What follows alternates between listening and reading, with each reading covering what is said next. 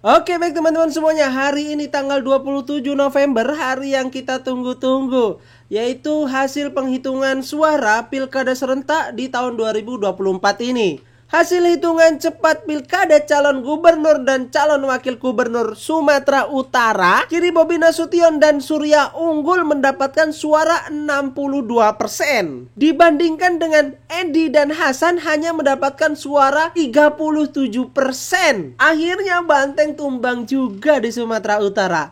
Nah, seperti biasa kita masih bersama Opung Parbelak teman-teman. Ini seru sekali, harus tonton sampai selesai, oke? Aku tahu kalian lagi nungguin apa. Kalian pasti lagi nungguin quick count kan? Kok sama kita? Sama kita. Sabarlah, Pak. Aku biar tahu kalian udah kayak orang gila. Aku nungguin quick count dari pagi. Dari jam 7. Nggak sadar aku rupanya penghitungan dimulai jam 1 siang. Ada yang jam 3, ada yang jam 4. Kan begitu, tergantung daerah masing-masing. Kan begitu. Tapi kalau menurut awak maunya begitu dicoblos, maunya terus masuk itu ke mesin quick count. Gak sabar awak, Wak, melihat yang sebelah sana tenggelam. Siapa itu? Maksudnya melihat calon-calon calon kepala daerah itu yang berniat negatif itu, yang memiliki motivasi negatif itu, yang rencananya makan uang rakyat itu tenggelam, itu yang maksud. Oke. Bukan yang lain-lain. Nah, ya. Jadi mudah-mudahan kita doakan saja pemimpin yang terpilih nanti adalah pemimpin yang bisa berbakti bagi nusa dan bangsa. Amin. Ya. Dan tahu ndak kalian, jujur aja aku bilang, aku pagi-pagi aku udah kesal kali aku dibikin siastok. Lagi ya.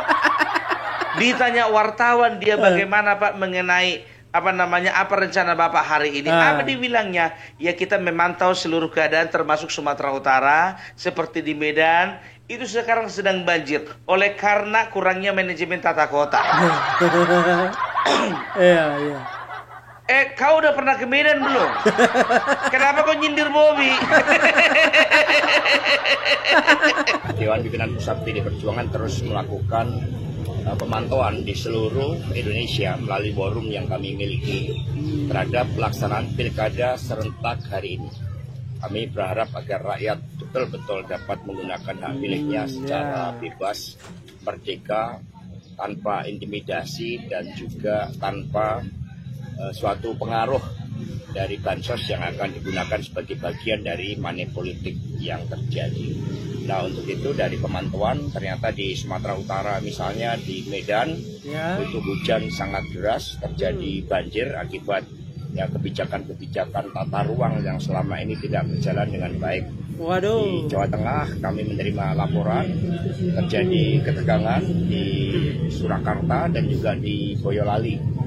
Dan kemudian di Jawa Timur relatif kondusif, tetapi tetap kami mewaspadai pergerakan parcok ya sama dengan di Sumatera Utara.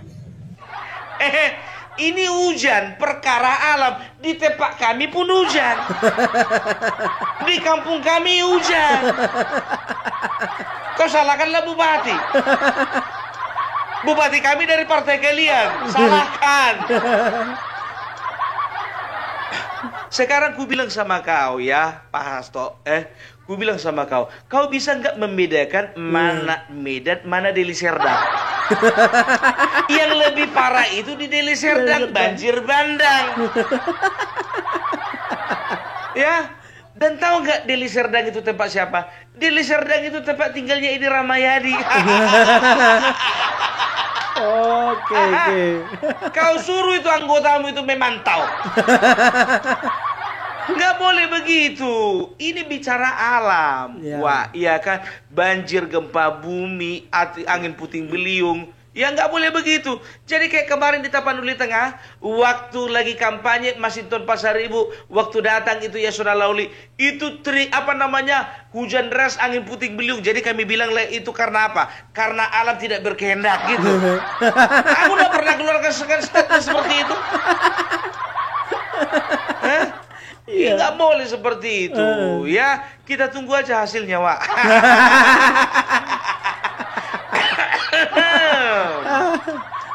Dan tahu enggak kalian ya, diwawancarailah salah satu lembaga survei yang bisa dikatakan sangat kredibel di Indonesia ini, yaitu kalau nggak salah namanya Indikator Politik, dan nama direkturnya adalah Burhanuddin Muntadi ya.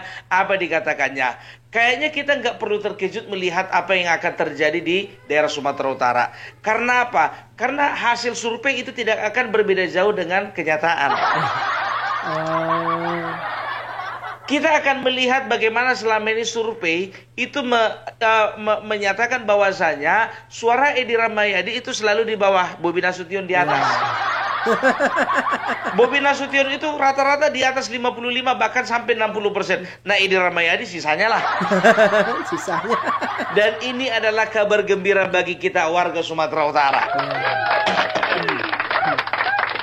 Sabarlah Kopung, belum lagi real count. Ini kan masih masih prediksi dari mereka. Iya betul prediksi mereka. Tapi ini lembaga survei, Wak. Dan bisa dikatakan hampir 100%, nggak usah 100%, hampir 98% rata-rata survei dari Indikator Politik selalu the best. Dan tahu enggak kalian, jujur aja ku bilang, ya kan, jujur aja ku bilang ya, sama seperti di Sumatera Utara dan juga di Jawa Tengah. Dari rata-rata kebanyakan lembaga survei itu memenangkan Bobi Nasution dan juga Ahmad Lutfi. Ada satu-satu itu ya, ada satu-satu survei ya yang memenangkan yang satu Edi Rahmayadi, yang satu lagi Andika Perkasa, ya kan begitu. Tapi itu juga.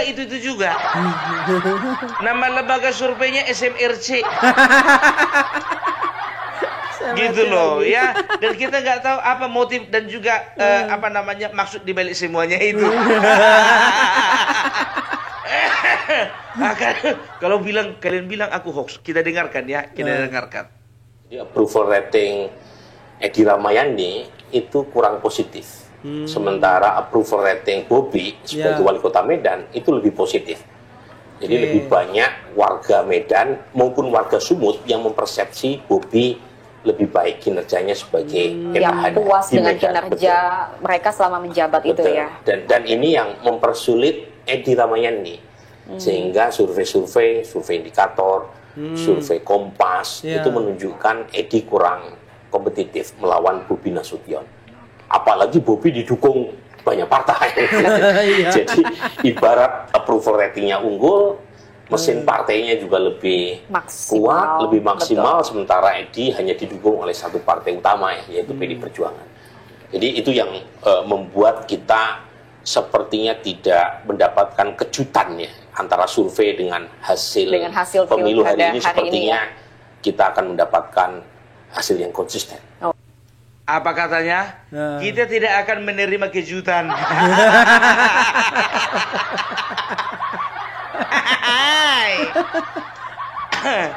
Dan tahu enggak kalian diwawancara lah Edi Rahmayadi sama wartawan. Pak, bagaimana Pak menurut Bapak Pak? Bagaimana kemungkinan Bapak menang? Bagi saya 1% pun yang penting menang. Cuma ceritanya 1% menang. Kalian calon di situ cuma berduanya. Bobi Nasution 90%, 99%, kau 1%, kau bilanglah menang kau. Udah sakit kawan ini. Dan ini gue bilang sama kalian ya, jujur aja, aku paling gak suka dengan pernyataan-pernyataannya si Hasto. Ya, apa katakannya? Apa yang dibilang? Sumatera Utara dan juga beberapa daerah lainnya, ya, dia mengatakan bahwasanya ada campur tangan parcok. Aku tahu yang kau masuk parcok itu adalah partai coklat, ya. Itu berbicara tentang aparat penegak hukum, yaitu kepolisian. Kau itu sedang menuduh, kau itu sedang memfitnah. Mulai dari kemarin kau bikin statement di podcastnya Akbar Faisal, kau selalu menghina dan juga kau merendahkan merendahkan partai coklat, ya. Apa coba kayak gitu ya? Coba kita dengarkan dulu pernyataan kawan ini. Udah dengar kan? Ya, kalau manusia ini nggak usah diragukan lagi. Inilah produsen hoax terbanyak di Indonesia.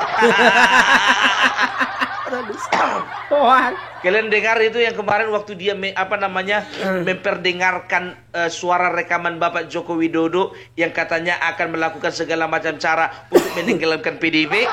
Iya. Ya, ternyata itu adalah potongan dari pidato Bapak Joko Widodo di dalam pengarahannya di depan kepala daerah. Kapun duang. Kalapa. Lapek pulut. Apa itu? Isi gula merah tengah-tengahnya. Oh. Nangis dulu kau, nangis. Jadi manusia-manusia kayak gini, ini hari pencoblosan masih sempat juga memfitnah. Ku bilang sama kau ya, kalau bukan gara-gara ada Bapak kepolisian, siapa yang menjaga keamanan setiap pemilu yang ada di Indonesia ini? Kau hati-hati kau. Hilang dompetmu jangan lapor polisi. Hilang mobilmu awas jangan lapor polisi. Cari sendiri. Kena jambret kau nanti kau jangan lapor polisi.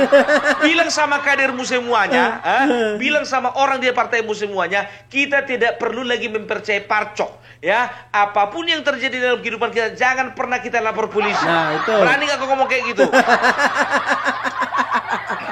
Kelewat kayak kau muncung busuk. Percuma kau sekjen. Kau ingat kau, sekjen kau berapa lama lagi? Sebentar lagi ya kau. Nggak ada apa. Jadi nggak nggak menjaga tidak menjaga situasi kondusif gitu, hal-hal seperti ini. Dan ini juga biar tahu kalian, ini sebetulnya kebodohan. Kenapa bilang? Jujur aja aku bilang, kemarin Pilpres yang namanya Hasto kenapa dilepas? Maunya biarkan aja di kantor, jangan bikin-bikin statement supaya apa? Supaya paling tidak jangan 16% suaranya. Paling tidak menyamai Anies gitu loh. Ini gara-gara banyak statement-statement dia yang blunder, yang bersama juga dengan Ganjar, makanya anjlok. Akui aja lah. Banyak kali gayamu. Makanya aku bilang, udah tahu saat ini sedang masa-masa urgent pilkada. Sebentar lagi, ini sedang hari pencoblosan. Kenapa ini orang dilepas? Orang ini dilepas kayak gitu loh. Tapi jujur aja sih sebetulnya, dia ini kan berkuar-kuar sekarang kan sudah lewat jam pemilihan. Kemarin-kemarinnya maksudku. Karena apa? Ku bilang sama kalian, kalau memang kejadian ada banyak calon kepala daerah yang tidak terpilih dari PDIP, berarti salah satu faktornya adalah Hasto, dan dia harus diganti secepatnya. Ngapain kau pun nyuruh-nyuruh kau kan bukan orang PDIP. Iya, aku sebagai manusia dan juga sebagai rakyat Indonesia yang kasihan melihat kalian makin lama makin nyungsep. Ya nggak ada salahnya dong memberikan pendapat. Itu dia, ya. Jadi itu makanya aku bilang, tapi tahu enggak kalian, banyak orang yang bilang, Pung, kau bagus-bagus kau ngomong, nanti kalau ketahuan misalnya contohnya di Jawa Tengah kalah calonmu itu, kau gak bisa ngomong apa-apa. Ya aku kan tinggal diam aja. Sama kayak Adian Napi itu, dulu waktu Ganjar 16% diam aja kan. Padahal dia yang bilang komentarnya dia harus menjajah si Ganjar itu untuk apa? Untuk persiapan pelantikan. Ternyata apa? Sekian lama tidak kami dengar suara, ternyata diam aja. Jadi si terus begitu juga diam aja. Ibu Megawati juga diam aja. Paling bedanya, ya aku diam aja, tapi mereka diam aja, tapi nggak lama kemudian teriak curang kan begitu. Tapi kalau aku contohnya, aku nggak akan pernah teriak curang. Nggak pernah. Walaupun kenyataannya Bapak Andika yang menang, aku nggak akan teriak curang. Walaupun Bapak Pramono Anung dan Rano Karno menang di Jakarta, aku nggak akan teriak curang. Walaupun di Sumatera Utara Edi Ramayadi itu menang, aku nggak akan teriak curang. Itu bedanya etikaku sama etika kalian. Itu dia, iya kan? Jadi udahlah ya, Hasto, kau nggak usah kemana-mana lagi. Kau duduk aja kau. Kira-kira itu nanti jam 8 udah keluar hasil quick count. Berdoalah kau mudah-mudahan di 5 provinsi inti ini ya paling nggak ada 2 lah partai PDIP. Iya. Calon kalian yang naik gitu ya kan. Nggak usah semua lah, enak kali semua. Sumatera Utara udah kami pegang itu, Pak. Jangan kalian bilang nanti kalau suara si Bobby di atas kalian bilang di lock ya. Iya. Nanti kalian bilang dikunci. Itu dia. Nanti begitu juga Jawa Tengah, Ahmad Lutfi katakanlah 65%. Kalian bilang nanti suara dikunci. Nggak ada urusan. Karena yang mengunci bukan mereka, yang mengunci rakyat. Ya. Betul. Jadi kita sabar ya menunggu. Ya, yang mau bikin kopi, yang mau goreng kerupuk. Karena tahu enggak kalian, jujur aja aku bilang, momen pemilihan ini yang paling seru kampanye, yang paling seru kampanye, dan yang kedua seru itu bukan pencoblosan, tapi menanti-nantikan hasil dari quick count. Itu paling seru. Puas sekali kita tengok contohnya. Yang kita dukung naik suaranya, yang enggak kita dukung nurun suaranya. Senang kali kita. Langsunglah awak SMS itu teman-teman awak kan yang gak mendukung kan. Cuman aja boy. Ya makanya ya, tapi yang kurang ajarnya biar tahu ada aja orang yang taruhan. Ku bilang sama kalian ada. Udah kayak bola. Jujur aja aku bilang, aku dulu gitunya. Dulu 2004 biar tahu kalian ya, antara Megawati dan juga SBY. Aku megang Megawati, kawanku megang SBY. Kalau nggak salah waktu itu taruhan kami 200.000. Dan tahu apa yang terjadi? Kalah. Di telepon lagu yang tahu kalian. Kau mana bro? Aku lagi di luar kota ini, aku bilang. Kok di luar kota kok cepat kali? Baru tadi mencoblos. Iya lagi kemalangan aku bilang. Maksudmu apa? Udah meninggal nenekku, aku bilang begitu kan. Padahal udah dari 2 tahun yang lalu, kemarin itu nenekku udah meninggal. Tahu kalian pertanyaan terakhir apa dibilangnya? Kapan gue balik? Nggak rela di 200.000-nya melayang. Sabar aja lah kau, gue bilang begitu kan. Ujung-ujungnya loss. Tahu kalian 2 minggu setelah itu ditagihnya sama aku, ya kan, ditagihnya. Mananya aku bilang, katanya gitu kan. Kau pun pula kau makan uang judi, nggak takut kau dosa. Iya jujur aja aku bilang. 2009 taruhan lagi kami. Wajarlah dia lagi kan, aku bilang kan. Ayo taruhan lagi kita. Nggak mau aku katanya. Nggak mau lagi dia. Pak Bagus katanya gitu kan.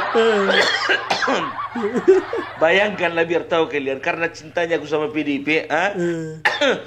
2004 aku milih Megawati, 2009 juga Megawati, tapi tidak tahu kenapa nasibnya kalah. Aduh, kalian jangan sampai ada yang taruhan ya. Cukup ini pengalaman Opung Parbel yang jelek, nggak usah ditiru. Gitu dia ya. Jadi untuk calon-calon kepala daerah, tolong didengarkan ini, kecuali yang baru ditangkap kemarin. Yang di Bengkulu. Apalagi mau didengarkan, ditangkap kan. Ada sepak pula dia waktu ditangkap, biar tahu kalian pidato dia. Pidato. Pakai baju oranye dia. Saya harapkan untuk teman-teman di bawah ya, jangan sampai kita itu menyerah. Kita teruskan perjuangan kita. Ini adalah proses yang sedang saya hadapi dan saya yakin saya akan mampu melewatinya.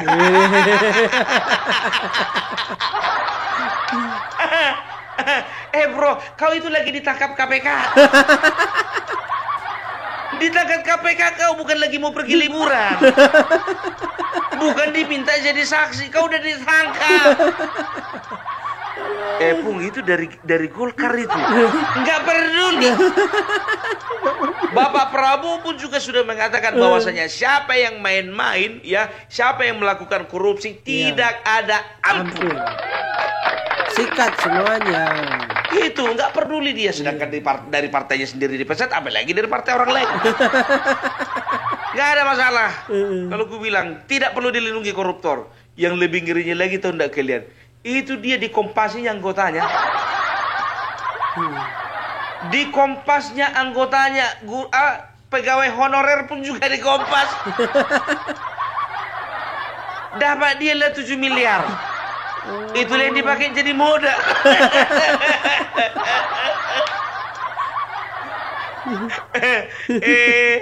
Nenas busuk. Gak usah lah kayak gitu kali kau. Kalau nggak punya modal gak usah mencalonkan. Itu namanya kau mencalonkan dengan mengorbankan orang lain. Repot. Mudah-mudahan Bengkulu mendapatkan mendapatkan calon gubernur yang terbaik. Iya, ya. Jadi nggak tahu aku bagaimana proses selanjutnya. Apakah beliau itu memang akan bisa memerintah lagi, nggak tahu juga ya kan. Tapi saya tahu aku nggak mungkin lah ya. Jadi kita berharap ke depannya kita mendapatkan pemimpin yang amanah. Ya, teman-temanku di Jawa Tengah semangat. Teman-temanku yang di Sumatera Utara, Jawa Timur, Jawa Barat, dan juga di Bali, dan seluruh tempat yang ada di Indonesia, di seluruh provinsi, tetap semangat. Siap.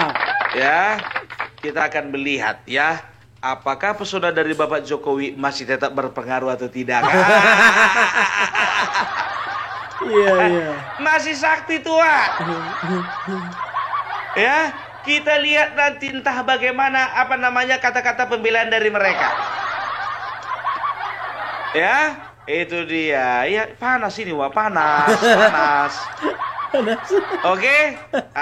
Itu dulu dari Opung Parbelak. Salam NKRI harga mati, dan jangan sampai lupa kita ketemu lagi setelah quick count dihitung kembali. Siap. Oke, baik teman-teman semuanya, itu tadi ya. Jadi kita tunggu hasil penghitungan suara yang final, yang real, yang sebenarnya.